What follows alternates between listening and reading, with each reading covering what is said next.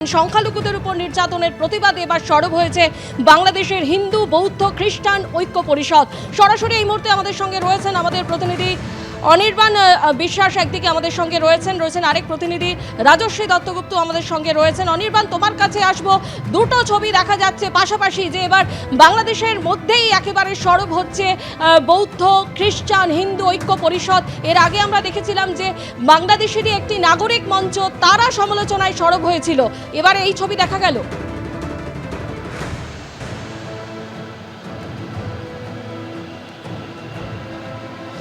দেখো, একদমই তোমার মনে থাকবে যে এর আগে যখন প্রধান উপদেষ্টা অর্থাৎ অন্তর্বর্তীকালীন সরকারের প্রধান উপদেষ্টা মোহাম্মদ ইউনূসের সামনে একজন বাংলাদেশের কবি, তিনি কিন্তু চিন্ময় দাসের হয়ে সওয়াল করেন এবং তিনি কী কারণে তাকে আটকে রাখা হয়েছে সেটা নিয়ে কিন্তু সওয়াল করেছিলেন। এবং তার পরবর্তী সময় দেখেছি যে লাগাতার কিন্তু বাংলাদেশে এই কট্টরপন্থী মৌলবাদী যারা রয়েছেন তারা কিন্তু এই সংখ্যালঘুদের উপরে তাদের যে নিপীড়ন বা নির্যাতন সেটা কিন্তু ক্রমাগত চালিয়ে যাচ্ছে। তার নবতম সংযোজন হচ্ছে জয়দেব নন্দী, যিনি কিনা এই যে হিন্দু সংগঠন, সেই হিন্দু সংগঠনে কিন্তু অন্যতম তিনি উপদেষ্টা, এবং সেখানে কিন্তু তার উপরে কিন্তু একেবারে প্রাণঘাতী হামলা চালানো হয়েছে, রক্তাক্ত করা হয়েছে তাকে। ফলত সংখ্যালঘু হিন্দুদের উপরে যে আক্রমণ সেটা কিন্তু একদিকে যেমন অব্যাহত রয়েছে, তেমন ক্রমশই কিন্তু জোরালো হচ্ছে বাংলাদেশের মধ্যে থেকে একটা ঐক্যের ছবি, যেখানে কিন্তু সংখ্যালঘু যে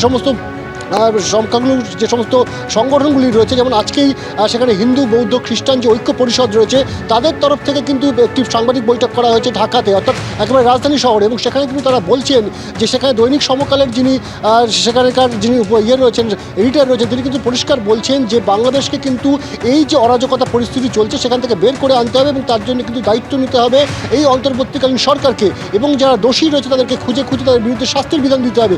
এবং পাশাপাশি কিন্তু শামসুল হুদা, তিনি মানবাধিকার কর্মী, তিনিও একই দাবি তুলেছেন। তিনি বলছেন যে প্রত্যেকবার যখন সরকার পরিবর্তন ঘটেছে বাংলাদেশে, তখনই কিন্তু টার্গেট হয়েছে বা শিকার হয়েছে কিন্তু এই সংখ্যালঘু সম্প্রদায়ের মানুষ, সেটা হিন্দু হতে পারে, সেটা খ্রিস্টান হতে পারে, সেটা বৌদ্ধ হতে পারে, বারবার তাদেরকে কিন্তু টার্গেট করা হচ্ছে। ফলত সরকার যদি কোনো কড়া পদক্ষেপ না নেয় বা যে সমস্ত মানুষজন এই মুহূর্তে অন্তর্বর্তীকালীন সরকারের দায়িত্বে রয়েছে তারা যদি কোনো কড়া পদক্ষেপ না নেয়, তাহলে কিন্তু এই পরিস্থিতির পরিবর্তন ঘটবে না। এবং দেশের মধ্যে এই সংখ্যালঘু বা সংখ্যাগুরুর যে সিচুয়েশন তৈরি হয়ে রয়েছে এই মুহূর্তে বাংলাদেশে, তাতে কিন্তু দাড়ি টানতে হবে অবিলম্বে। কিন্তু এখন যা পরিস্থিতি, তাতে একদিকে কিন্তু চিন্ময় কৃষ্ণ দাস, তিনি 20 দিন হয়ে গেল তিনি জেল হেফাজতে রয়েছেন, এবং তার যে সংগঠন সেই সংগঠনের একাধিক নেতাকর্মীদের উপরে কিন্তু ইতিমধ্যে মিথ্যা মামলা দেওয়া হয়েছে, তাদের উপর নির্যাতন হয়েছে, এমনকি তার আইনজীবীরাও কিন্তু আক্রান্ত হচ্ছেন। স্বাভাবিকভাবে এমন একটি পরিস্থিতিতে জয়দেব নন্দী, তিনি কিন্তু নবতম তার সংযোজন, তিনিও কিন্তু আজকে আক্রান্ত হয়েছেন, তার রক্ত ঝরেছে। স্বাভাবিকভাবে এমন একটি পরিস্থিতি, একদিকে যখন মৌলবাদীদের আক্রমণ চলছে তখন কিন্তু বাংলাদেশের ভেতর থেকেই একটা ঐক্যের সুর শোনা যাচ্ছে এবং সেই ঐক্যের সুর কিন্তু ক্রমশ জোরালো হচ্ছে।